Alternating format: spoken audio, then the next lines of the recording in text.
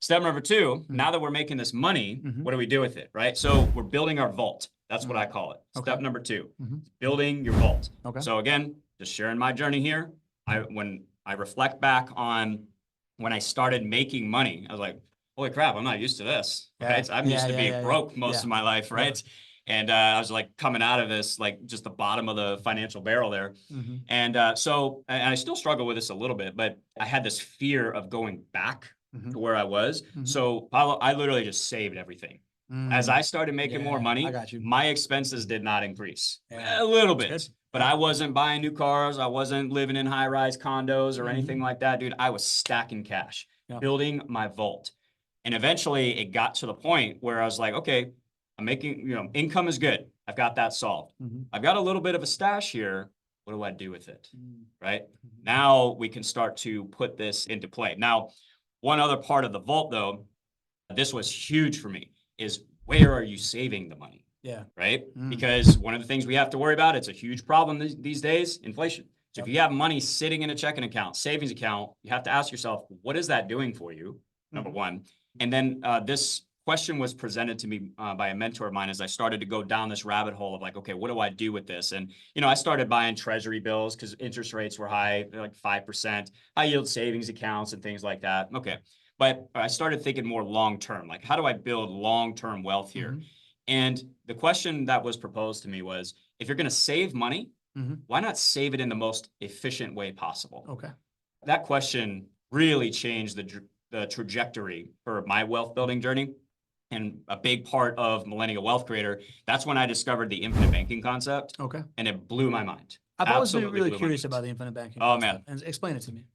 Okay, so the simplest way I can explain it is an analogy, right? Because it's a long rabbit hole that we could go down. Here's how I describe it to people. It's with a question. If your bank called you up and said, hey, Pablo, we have this brand new savings account.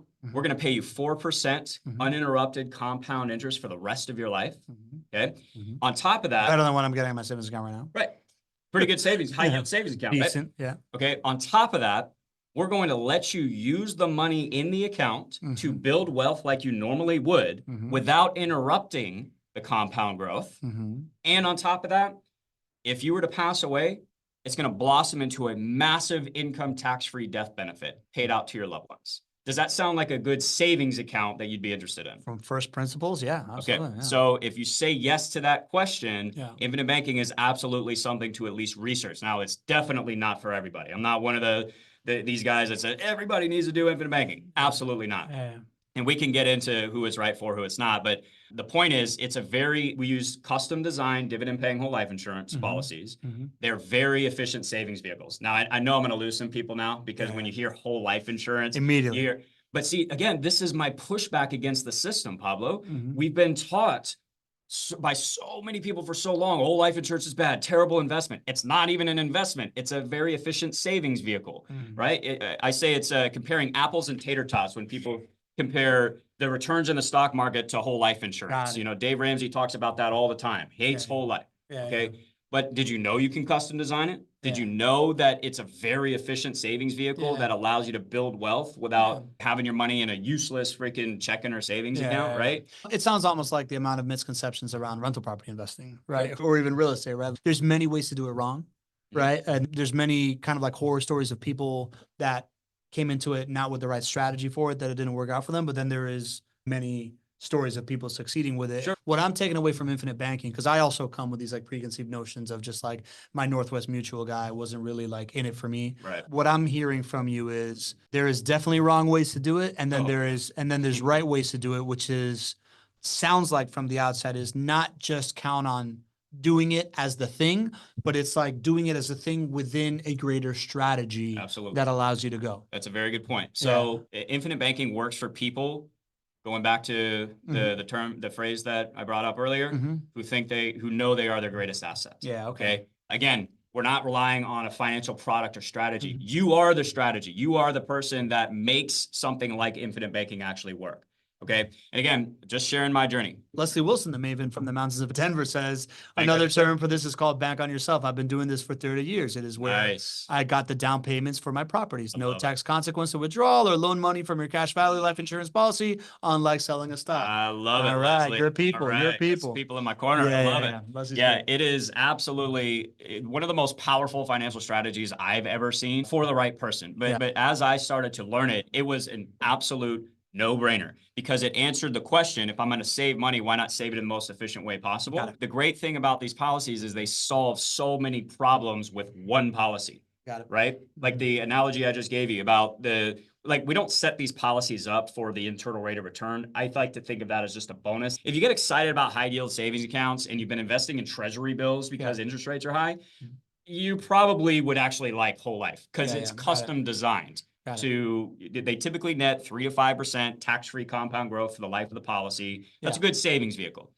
Okay, but are we real quick, you don't sell these policies. This is just a vehicle that you have used because you were 36 and this is like you're telling your life story, right? I am. I can sell the policies. Oh, okay. So you do. Yeah, I absolutely want to help people set these up because I know how much of a game changer they've been in my life. So give us a couple of questions. You keep talking about like it needs to be custom designed. What are a couple of questions that somebody would want to ask to make sure that they're getting the right like custom design kind of thing? That's a good question. So the first thing is how much cash value do you have access to in the first year? Okay. That's a big one. Okay. Right. If you have zero cash value in the first couple of years, your agent's probably not setting it up right. He's probably setting it up for his commission, right? See, when people bring up the commission thing, when I set policies up, I drive my commission into the ground because we're lowering the death benefit and we're increasing the amount of cash value that you have access to in the first year. Okay. So maximize cash value at the end of the first year. That's huge. Over benefit. That's huge. It should net 3 to 5%, right? Again, high yield savings type of internal rate of return. All right. But the big thing is the cash value. How much cash value are you getting in the first year? That's the big thing. Cool. When you're talking about, if we're talking about implementing infinite banking, because you have to have access to cash value in order to actually implement this strategy. Got it. I'll give you a perfect example. So when I started learning about this, again, still on step 2 here, building the vault. All right. So I had this money sitting here, not really doing much. So I moved the money into my policies and immediately had access to it was like 90% of that money within the first 30 days. I took my first policy loan within the first 2 weeks. Okay. So I'm really all I'm doing is I'm shifting money from a useless savings account that's not really doing anything for me into this policy that provides a multitude of different benefits. Interesting. Right? Cool. And so what we're able to do at that point is now I can borrow against the cash value to build wealth like I normally would. Got it. Okay. Okay. So step 1, that's invest in yourself. Increase your revenue, right? Like increase your skill set. Step 2, bank on yourself. Invest in yourself, then bank on yourself. Right? Find the most efficient way to like do this right now. You know, your idea of like this like infinite returns, whole life insurance structured in a way that maximizes cash value year 1 versus death benefit in order to like continue this flywheel going. Step 3. Okay. Well, real quick before we get just clarification on a couple things. No such thing as infinite returns. Don't want people to get confused. Like this is like a magical, fix all the problem. They're going to make all this money. Whole life is not going to make you rich. Even though what I do stress to people, if you start this early enough, compound interest is an amazing thing. For sure. I know 4% is not a sexy rate of return. Yeah. Okay. But you let that compound uninterrupted tax-free for 40 years, 50 years, it could turn into a pretty decent amount of money. Sure. And the beautiful thing about infinite banking is that we're able to use the money without interrupting that compound growth. Cool. Okay. So I'm almost making money twice as I get to step 3 here. Yeah. It's one of the things we love about real estate, like cash out refinancing and stuff like that. 100%. Yeah. 100%. Yeah. Got it. So step 2, we're building the vault. All right. Saving up the money, putting it into a very efficient savings vehicle. That's step 2.